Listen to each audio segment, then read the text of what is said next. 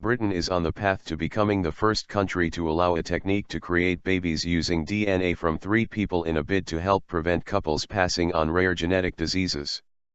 The technique, which scientists said would not create a 3-parent child, helps prevent women with faulty mitochondria, the energy source in a cell, from passing on to their babies defects that can result in such diseases as muscular dystrophy, epilepsy, heart problems and mental retardation. About 1 in 200 children is born every year in Britain with a mitochondrial disorder.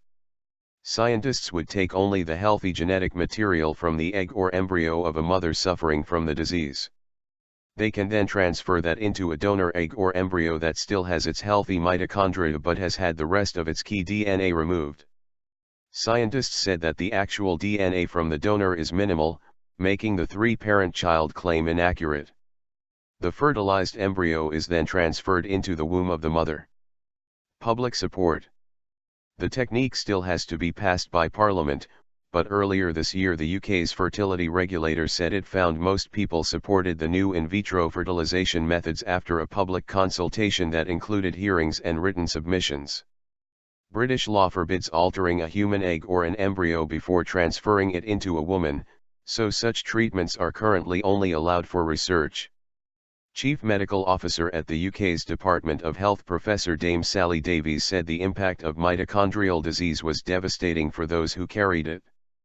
Scientists have developed groundbreaking new procedures which could stop these diseases being passed on, bringing hope to many families seeking to prevent their future children inheriting them, she said. It's only right that we look to introduce this life-saving treatment as soon as we can.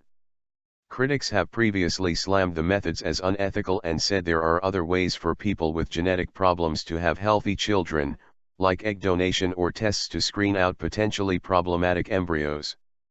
In response to the public consultation, the charity Christian Medical Fellowship said the techniques were unethical.